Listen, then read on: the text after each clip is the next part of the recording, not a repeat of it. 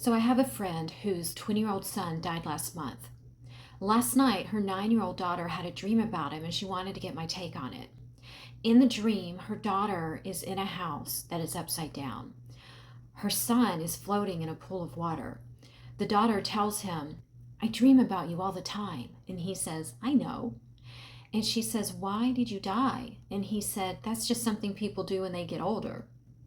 And then he reassures her that he's not really dead. Then she asks him, "How do I get back home from here?" And he tells her, "Just go through the portal, like everybody does." There are so many things I find interesting about that dream. First of all, the upside down house reminded me of Stranger Things, the upside down, which was another dimension that exists simultaneously with our own.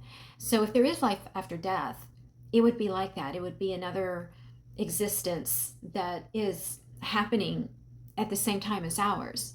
And I love how he reassures her that he's really not dead.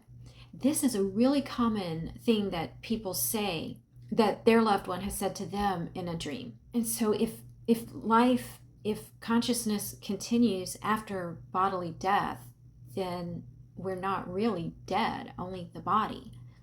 And then when she asks him, "How do I get back home from here?" and he tells her a portal, that reminds me of when people who've had near-death experiences go through the tunnel towards the light. It's like a portal.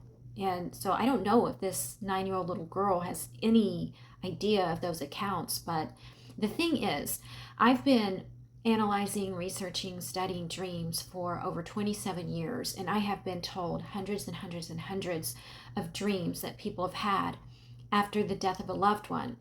And they all have a lot of similarities, and this dream contains many of them. The message that I'm not really dead, a reference to some sort of gateway between this life and that, and a recognition of something that the person that has died knows about the person that is still living in their life right now. I want to know what you've been told in dreams you've had about a deceased loved one.